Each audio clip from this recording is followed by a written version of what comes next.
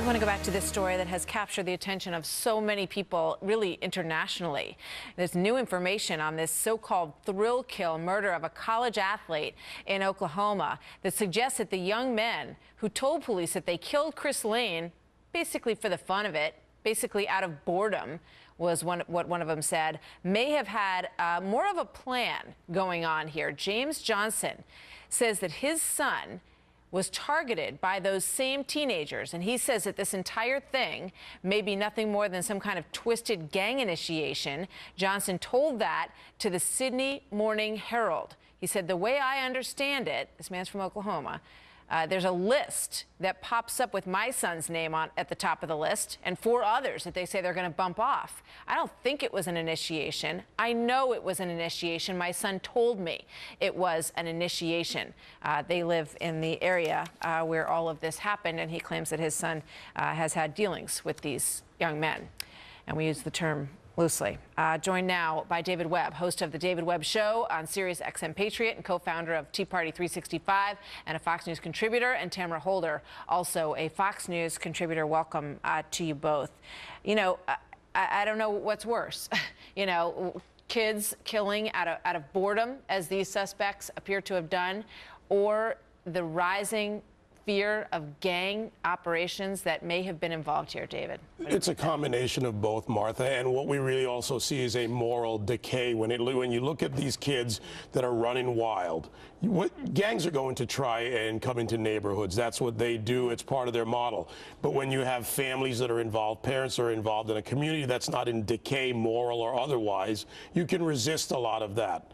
This is a wanton disregard for life. This is a tragedy of the American community, and while there are many people that fight this, what we're not hearing from are the people that have a voice to go out and say this is wrong and forcibly work on this issue. You look at deaths by guns in this country, right? And the analogies to Trayvon Martin have been discussed. Some people don't like there to be any connection or in those discussions, but they are, you know, they both happened recently and both raise issues of race. Tamara, and of guns. So what are we dealing with here, and is it elevated by this new information?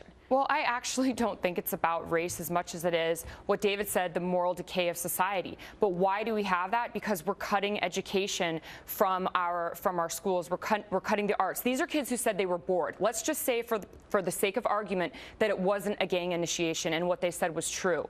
Why were they bored? They weren't involved in extracurricular activities. They weren't involved in sports. They were running wild, as David says. Actually, they were involved in sports. But if they were running wild, they were not. They had a lack of anything going on in their lives that made them not bored. And the other issue is, I really don't think it's about race, because we have a gun problem.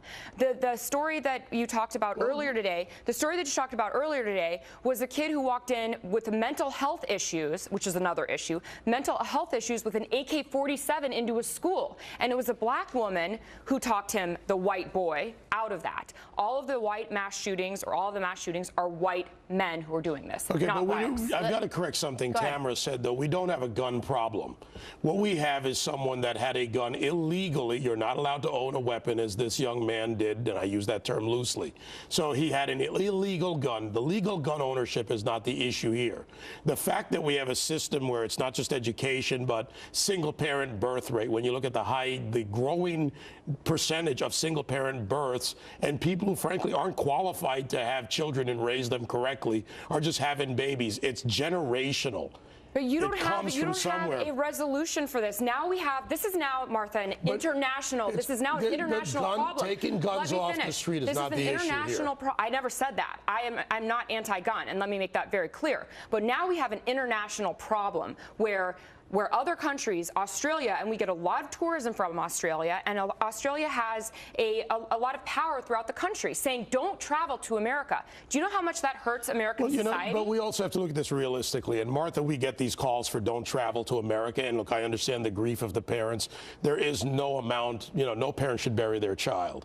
But Australia and these other countries, England included, when they cut guns out of their society, the anti-gun laws, incidences of violence still went up phenomenally. Understood. The gun's not the issue, the community is the issue. You know, we have to figure out the core of the problem here. What on earth causes the desensitization of these young people to the point where they are able, whether they're trying to get into a gang or whether they're bored or whatever it is, to say, we're going to get off the couch and go out and kill this innocent man? There's a problem going on here, and I think it's related to everything that we talked about. It's related to Newtown. It's related to Trayvon Martin. It is a disregard for life that is such a serious issue that is creeping into towns like this one, where people said these things never happen, and we need to face the facts, whatever they are. And you've raised a number of them. Where are the civil rights? Where are the civil rights leaders around this country? Well, this is a black boy, a biracial boy, and a white boy. I just want to state for the record: a black boy, a biracial boy, and a white boy. Where are they? They talk about they care about the community. And I'm talking about the community now. Yeah. Then go out into that community and tell people and help them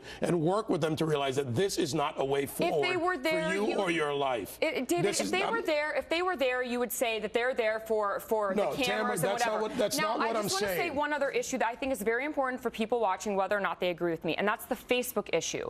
The Facebook issue is something that this man, Mr. Johnson, said that he was threatened, that his son was threatened by these kids. Also, the almost shooter of the AK-47 had apparently threatened his brother on Facebook.